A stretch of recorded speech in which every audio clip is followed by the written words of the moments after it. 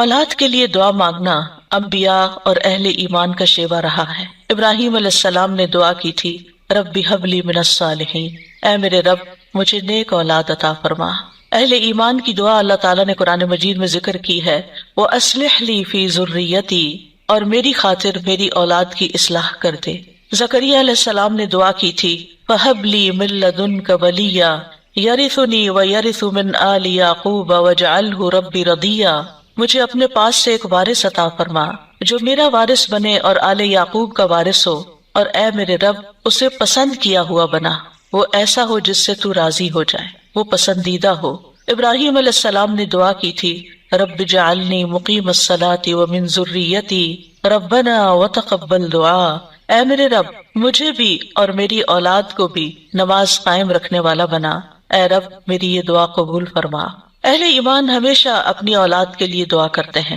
سورۃ الفرقان کی جو آیات میں نے آپ کے سامنے پڑھی ہیں، یہ عباد الرحمن سے متعلق آیات ہیں کہ رحمان کے خاص بندے، رحمان کے پسندیدہ بندے اللہ تعالیٰ سے دعا کرتے ہیں کہ ربنا ہب لنا من ازواجنا وذریاتنا قرۃ اعین، کہ اللہ ہمیں اپنی ازواج سے اور اپنی اولاد سے آنکھوں کی ٹھنڈک عطا فرما۔ یاد رکھیے یہ دعا ہر صاحب ایمان کا شیوا ہے، ہر مومن کو یہ دعا کرتے رہنا چاہیے، چاہے ہماری اولاد نیک ہی کیوں نہ ہو، چاہے وہ فرما بردار ہی کیوں نہ ہو، چاہے وہ قرآن کی حافظ ہی کیوں نہ ہو، چاہے وہ دین کی عالم ہی کیوں نہ ہو، پھر بھی یہ دعا مانگتے رہنا چاہیے، اس لیے کہ دل رحمان کی دو انگلیوں کے درمیان ہوتا ہے، وہ جیسے چاہے انہیں پھیر سکتا ہے۔ ہمیں نہیں معلوم کہ آج اگر ہماری اولاد دین پر ہے تو کل اس کا مستقبل کیا ہوگا، اس لیے کبھی بھی اس بارے میں بے فکر نہیں ہونا چاہیے۔ نیک سے نیک ترین اولاد بھی ہو، تہجد گزار بھی ہو، صائم اور قائم ہو،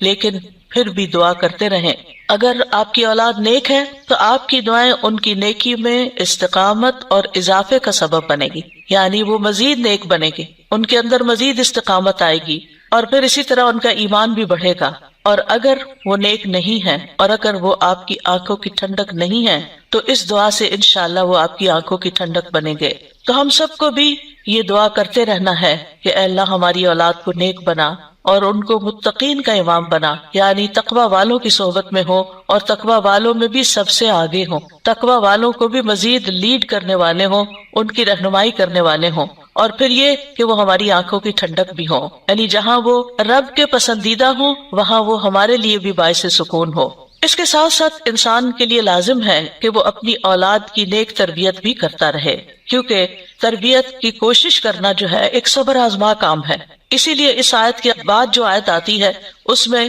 صبر کرنے والوں کی جزا جنت میں غرفہ بتائی گئی ہے۔ عربوں کے ہاں گھر کے اندر جتنے بھی کمرے ہوتے ہیں ان میں سے سب سے بہترین کمرہ غرفہ کہلاتا ہے، یعنی سب سے اعلیٰ ترین درجہ۔ تو جنت میں بھی جب غرفہ کی بات ہے تو اس سے مطلب کوئی ہائی رائز بلڈنگ نہیں ہے، کیونکہ وہ ایک جگہ پر آتا نا کہ غرفات پر غرفات مبنیہ ہوں گے، تو اس سے مراد یہ ہے کہ جنت کے اعلیٰ ترین مقامات اللہ تعالیٰ ان کو عطا کرے گا جو صبر کے ساتھ تربیت بھی کرتے رہیں گے اور صرف اپنی تربیت اور اپنی کوشش کو کافی نہیں سمجھیں گے بلکہ اللہ تعالیٰ سے دعا بھی کریں گے۔ اور بہت دفعہ ایسا بھی ہوتا ہے کہ ہم تربیت میں پوری کوشش کر لیتے ہیں لیکن اس کا اثر اولاد میں نظر نہیں آتا، اولاد آپ کی ایکسپیکٹیشن پہ پوری نہیں اترتی، آپ جیسے ان کو دیکھنا چاہتے ہیں ویسے وہ نظر نہیں آتے۔ کیا ہم نوح علیہ السلام کی تربیت پہ کوئی شک کریں گے؟ ان کے 4 بیٹے تھے جن میں سے 3 بہترین بیٹے ثابت ہوئے، لیکن ایک بیٹا اپنے ہی راستے پر چل نکلا۔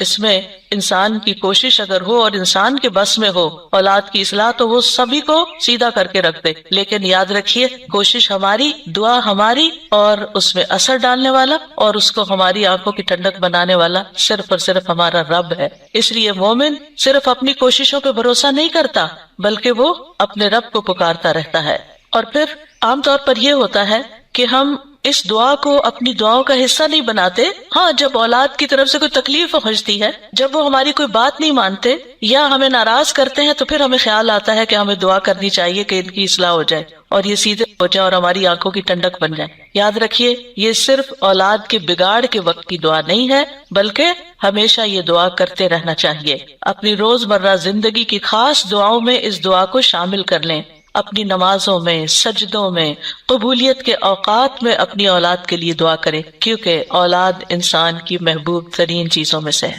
جن کو اللہ نے اولاد کی نعمت سے نوازا ہے وہ اچھی طرح سمجھ سکتے ہیں کہ ہماری زندگی میں اولاد کا کیا مقام ہے. یعنی جب تک انسان والدین نہیں بنتا، ماں باپ نہیں بنتا، وہ اس بات کو سمجھ ہی نہیں سکتا کہ اولاد کیا چیز ہوتی ہے. کیونکہ انسان زندگی میں مختلف چیزوں سے محبت کرتا ہے، مختلف چیزوں کے ساتھ انسان کا لگاؤ ہوتا ہے، مختلف کام یا مختلف چیزیں اس کو پسند آتی ہیں. لیکن جب ایک عورت ماں بنتی ہے، ایک مرد جو ہے وہ باپ بنتا ہے، تو اس کے بعد اس کی زندگی میں جو تبدیلی آتی ہے، اس کے بعد اس کی زندگی کے اندر جو خوبصورتی آتی ہے، اس کے بعد اس کی زندگی کا جو محور اور مرکز بن جاتا ہے، اور اس کی تمام توجہ کا مرکز جو چیز بن جاتی ہے، اور دن رات کی یہ ڈیوٹی 24/7 کی ہوتی ہے. یعنی باقی چیزوں سے تو آپ کسی وقت الگ بھی ہو سکتے ہیں، مگر یہ وہ رشتہ ہوتا ہے کہ جس سے آپ پھر مرتے دم تک الگ نہیں ہو سکتے، کیونکہ وہ آپ کے جسم کا ایک حصہ ہوتا ہے. اور اللہ تعالیٰ آپ کے دل میں ہر چیز سے زیادہ ان کے لیے محبت ڈال دیتا ہے، اور ان کی خوشی آپ کو خوش کرتی ہے،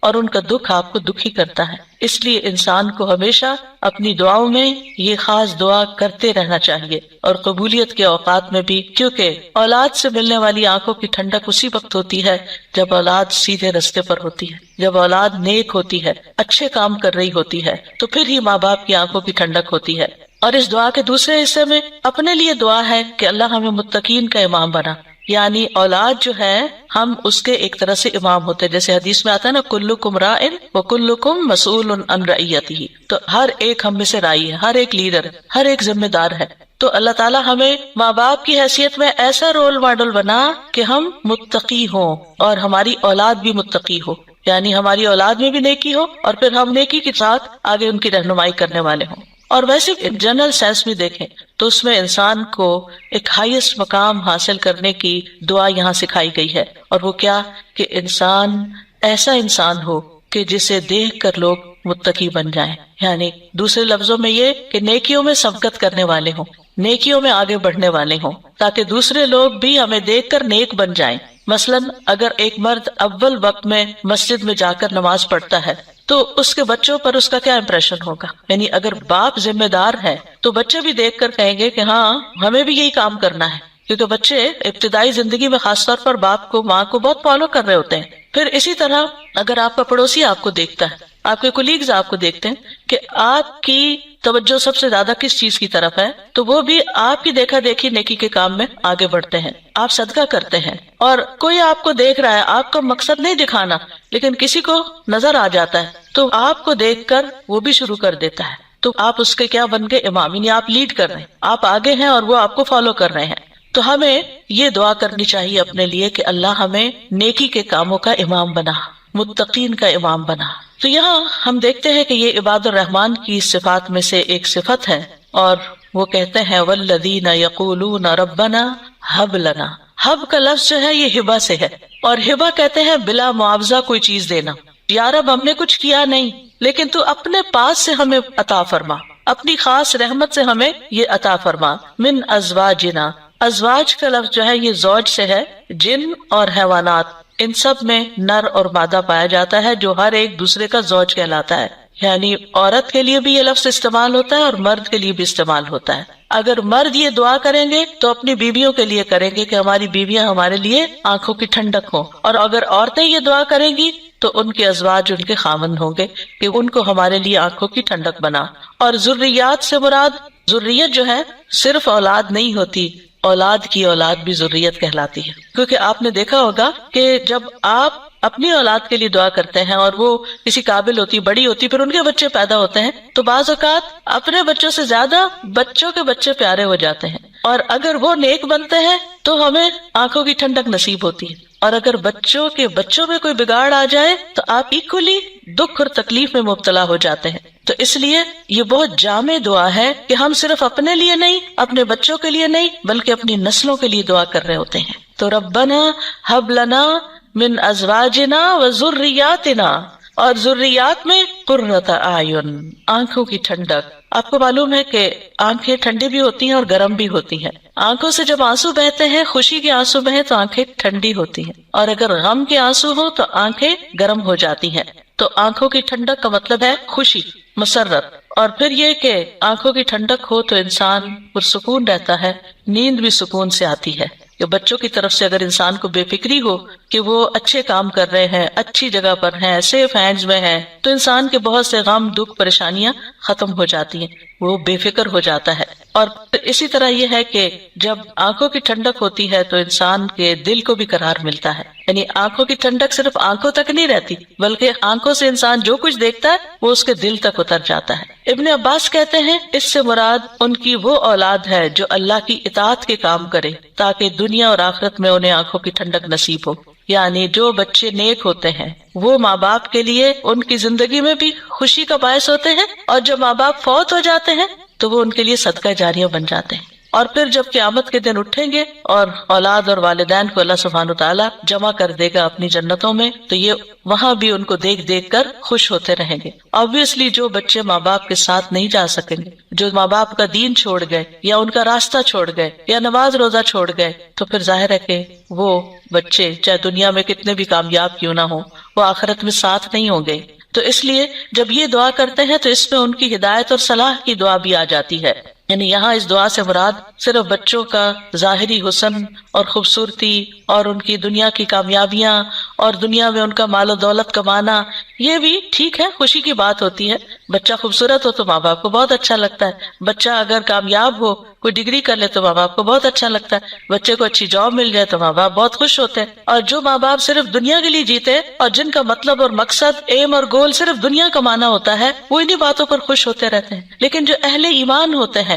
ان کی خوشی صرف اس چیز میں نہیں ہوتی، ان کی خوشی اولاد کی نیکی میں ہوتی ہے کہ ہماری اولاد نیک ہو۔ تو جب ہم یہ کہتے ہیں کہ ہمیں آنکھوں کی ٹھنڈک عطا کر، تو اس سے مطلب یہ ہوتا ہے کہ اللہ وہ تیرے اطاعت گزار ہوں، فرما بردار ہوں، خیر اور بھلائی کے کاموں میں آگے جانے والے ہوں، اللہ کی عبادت اچھے طریقے سے کرنے والے ہوں، گناہوں اور حرام کاموں سے بچنے والے ہوں۔ اور وجعلنا للمتقین اماما، کہ اللہ ہمارے ماتحت جتنے بھی لوگ ہیں وہ سب متقی ہوں، یعنی ایک طرف اولاد کے لیے دعا اور دوسری طرف ان لوگوں کے لیے جو ہمیں فالو کرتے ہیں یا جن کے اوپر ہم ذمہ دار بنائے گئے ہیں، کہ یا اللہ ان کے اندر بھی تقویٰ پیدا کر دے۔